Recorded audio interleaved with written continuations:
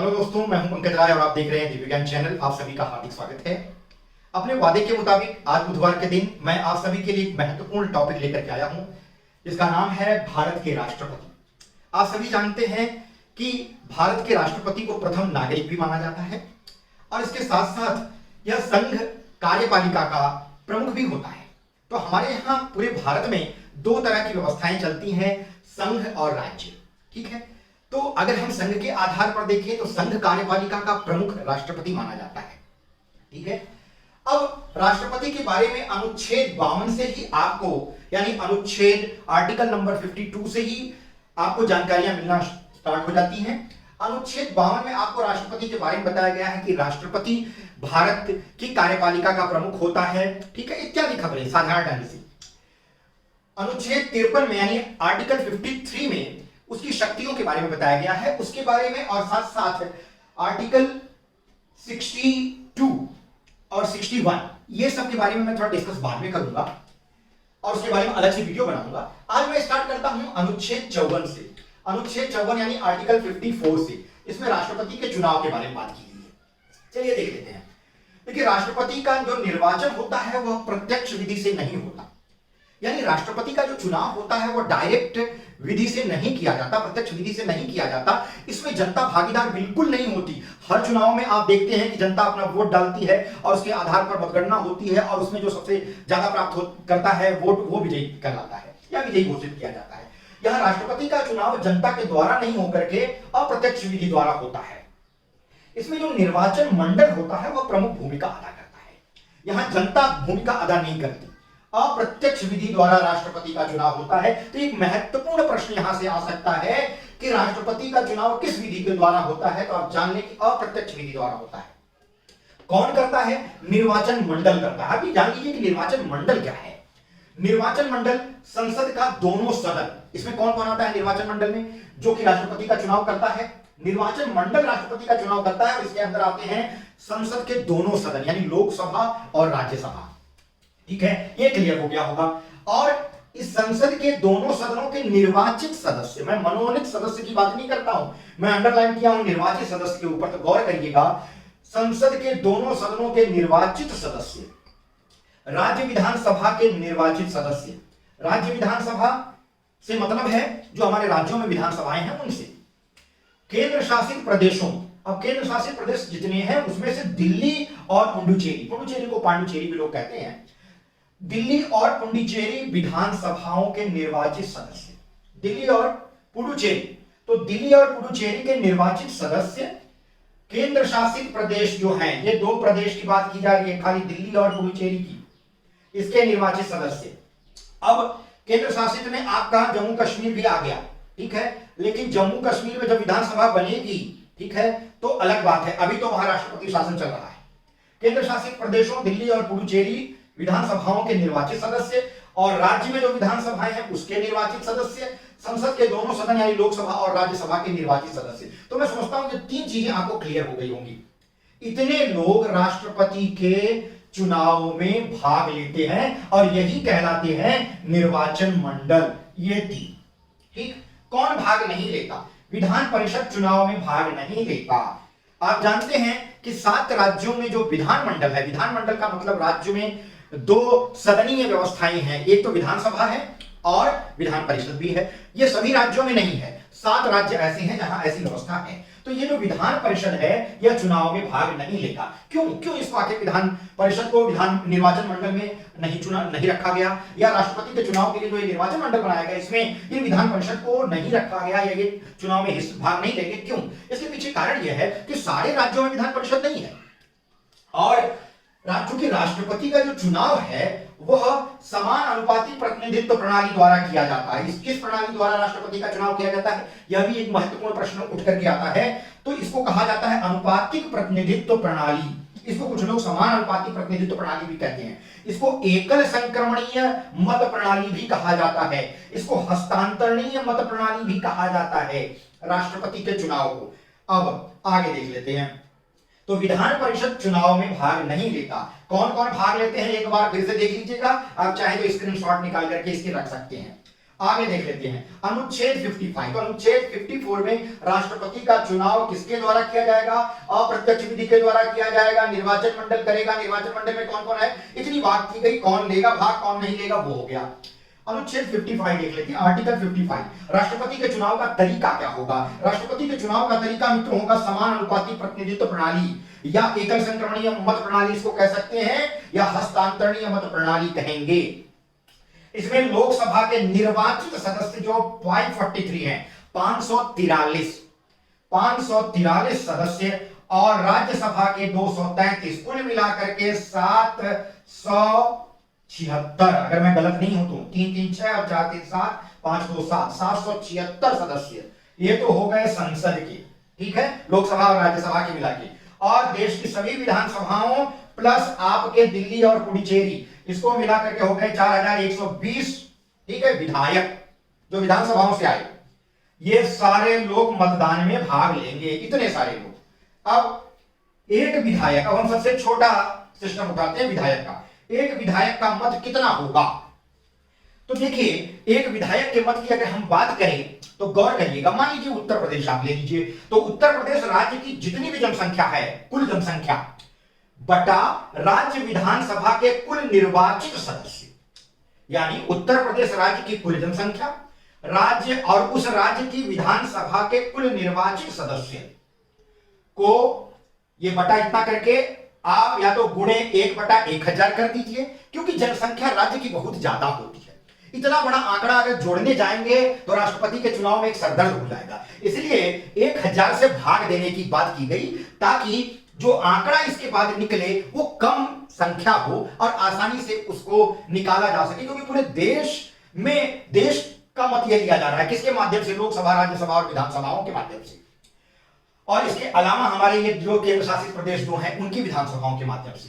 तो बहुत ज्यादा मत आ जाएंगे, बहुत बड़ी संख्या हो जाएगी, इसलिए बड़ी दिक्कत होती है। तो उसको कम करने के लिए 1000 से भाग आप दे सकते हैं, या तो आप कर सकते हैं कि विधायक का मत बराबर राज्य की कुल जनसंख्या, चाहे आप किसी भी राज्य की निकाल रहे हो, उत्तर प्रदेश की निकाल रहे हो, मध्य प्रदेश की निकाल रहे हो, वो आप महाराष्ट्र की निकाल रहे हो, छत्तीसगढ़ की निकाल रहे हो, किसी भी राज्य की निकाल रहे हो, उस वहां के एक विधायक का मत वहां की कुल जनसंख्या, यानी उस राज्य की, जिस राज्य का आप निकाल रहे हैं उसकी कुल जनसंख्या, और वहां के राज्य की विधानसभा में जितने भी निर्वाचित सदस्य हैं उनकी संख्या से वहां की कुल जनसंख्या में भाग दे दीजिए। जो संख्या निकले उसमें 1000 से भाग दे दीजिए, आपको प्राप्त हो जाएगा वहां के एक विधायक का मत।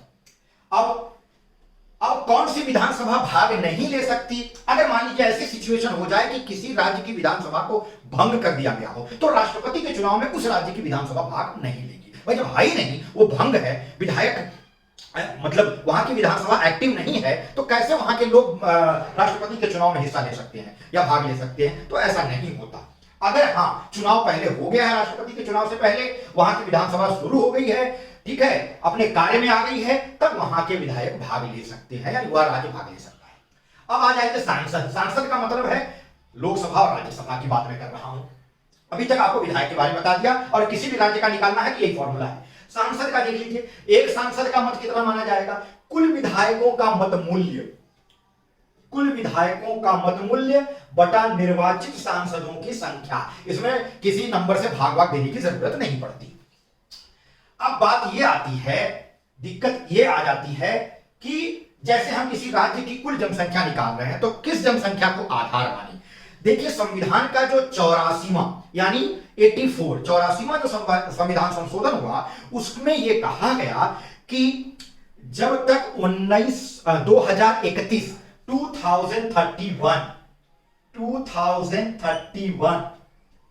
की जनगणना नहीं आ जाती, यानी 2026 के बाद वाली जो जनगणना 2031 में होगी, उस जनगणना के जनमत नहीं, मतलब जनगणना यानी जनसंख्या नहीं आ जाती, तब तक राज्यों की कुल जनसंख्या कौन सी मानी जाएगी?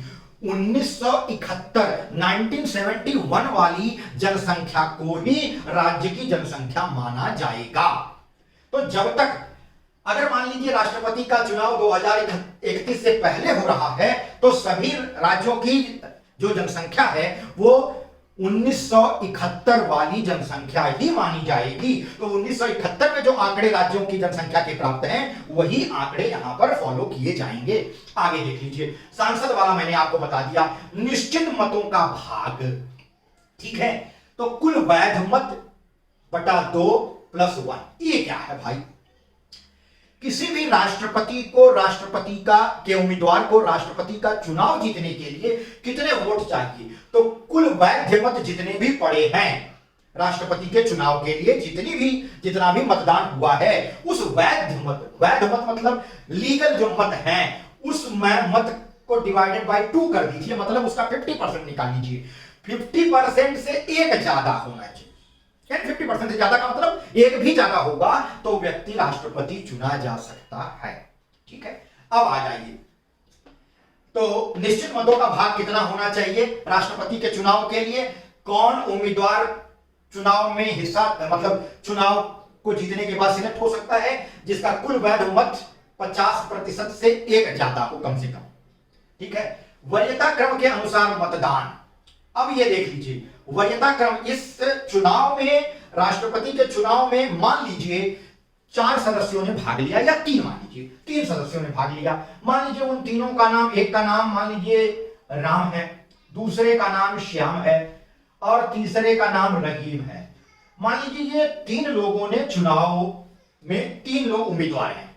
इन तीनों लोगों को, ये जितने भी विधायक हैं और ये जितने भी सांसद हैं, ये अपने मत जब देंगे तो इनको वरीयता देंगे। मान लीजिए मैं एक विधायक हूं, मैंने राम को जो है दूसरी वरीयता दे दी, श्याम को तीसरी दे दी और रहीम को पहली दे दी, या किसी और ने राम को पहली दे दी है, श्याम को दूसरी दे दी है, रहीम को तीसरी दे दी है, किसी और विधायक या सांसद ने दूसरा दिया है।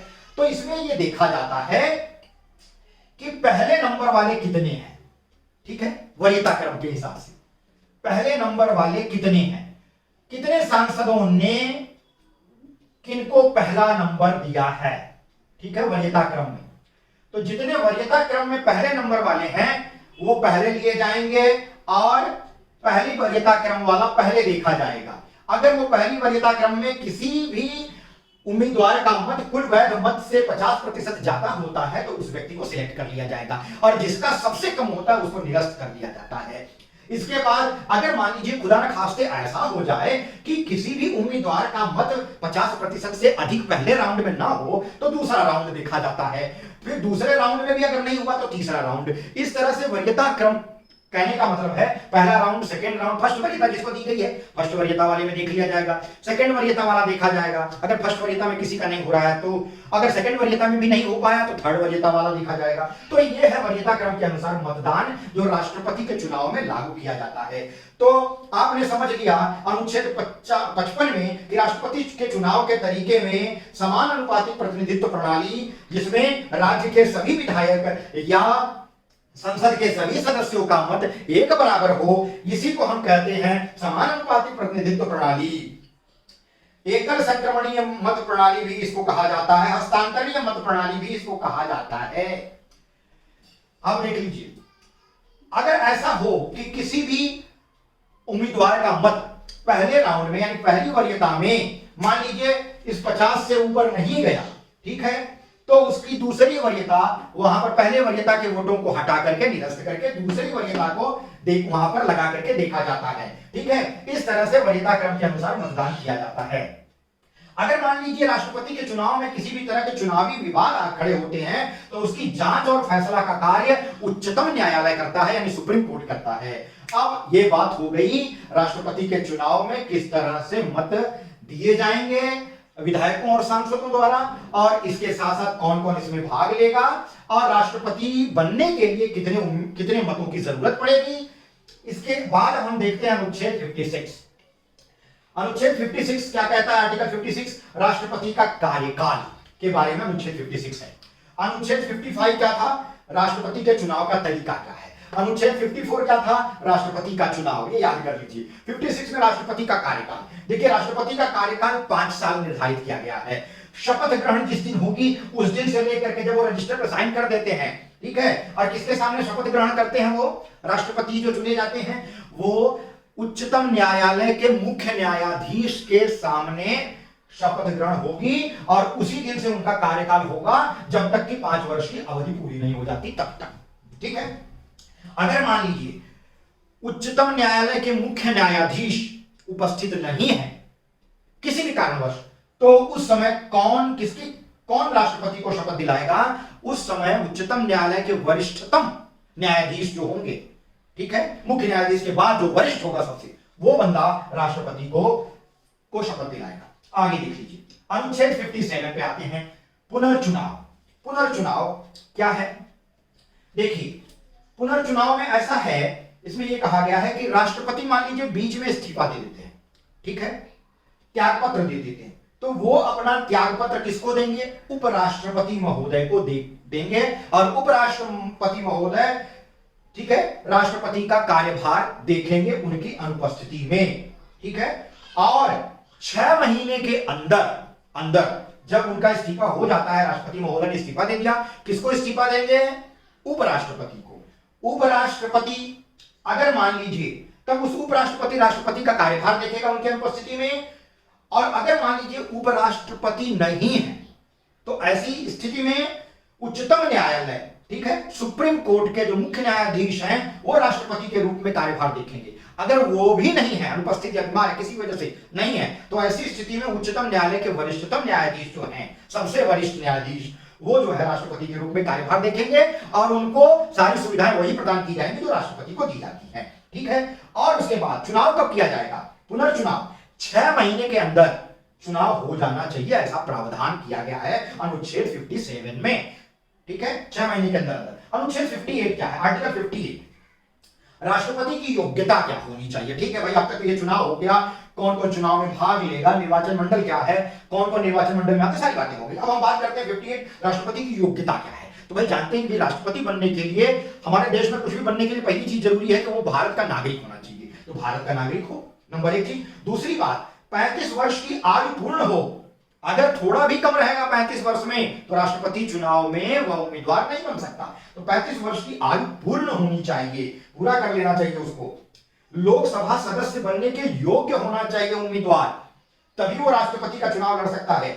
लाभ के पद पर ना हो, किसी भी संघ, यानी हम कह सकते हैं कि सेंट्रल गवर्नमेंट या किसी भी स्टेट गवर्नमेंट के किसी भी लाभ या सरकारी पद पर वो नहीं होना चाहिए। अब कौन कौन से लाभ के पद पर नहीं आते वो भी सुन लीजिए। अगर वो उपराष्ट्रपति है तो लाभ के पद पर नहीं आएगा, अगर वो मंत्री है तो लाभ के पद पर नहीं आएगा, किसी राज्य का राज्यपाल है तो लाभ के पद पर नहीं आएगा। ये सब लाभ के पद नहीं कहे जाते। किसी सरकारी नौकरी में हो, केंद्र सरकार की, राज्य सरकार की, ये सब लाभ के पद है। आगे आ जाए, 50 प्रस्तावक होने चाहिए और 50 अनुमोदक होने चाहिए। ठीक है।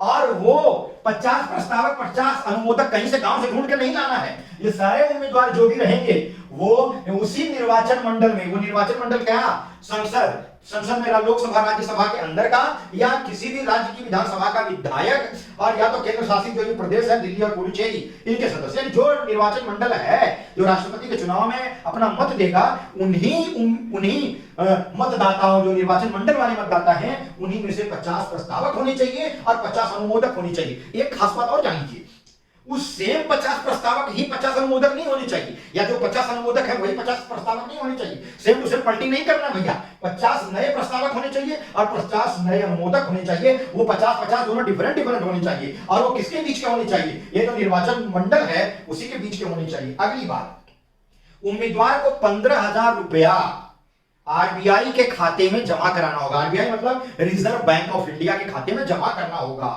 और अगर वो उम्मीदवार जीत गया तब तो भाई जमानत राशि वापस मिलेगी। और जमानत राशि जब्त कब हो जाएगी? जब कुल मत का, यानी जितना मत राष्ट्रपति के चुनाव के लिए पड़ा है, उस सारे मत का 1/6 यानी 6वां हिस्सा भी नहीं पाया है उम्मीदवार, तो उसकी जो जमानत राशि है, जो 15,000 रुपया है ना, ये जब्त हो जाएगा, नहीं मिलेगा। तो मैं समझता हूं आज का ये टॉपिक आपको पसंद आया होगा। इसके बाद इसकी सेम आगे की कड़ी में लेकर के आ रहा हूं। क्या राष्ट्रपति पर महाभियोग कैसे लगाया जाता है, कैसे राष्ट्रपति को हटा दिया जाता है, और राष्ट्रपति हटता है तो कौन उसकी जगह ले सकता है, क्या क्या उसके लिए शर्तें हैं, दुनिया भर की बातें। और आगे आगे क्या आएगा, राष्ट्रपति की शक्तियां क्या है, अगर बन गए तो कौन कौन सी उनकी शक्तियां हैं, ये सब की चर्चा इसके अगले पार्ट में करूंगा। तब तक के लिए धन्यवाद। और अगर वीडियो पसंद आई हो तो लाइक कर दीजिए और दोस्तों मित्रों तक शेयर भी कर दीजिए। चलिए अगली वीडियो में एक नए विषय के साथ मैं आपसे फिर मिलूंगा, तब तक के लिए आपका बहुत बहुत धन्यवाद।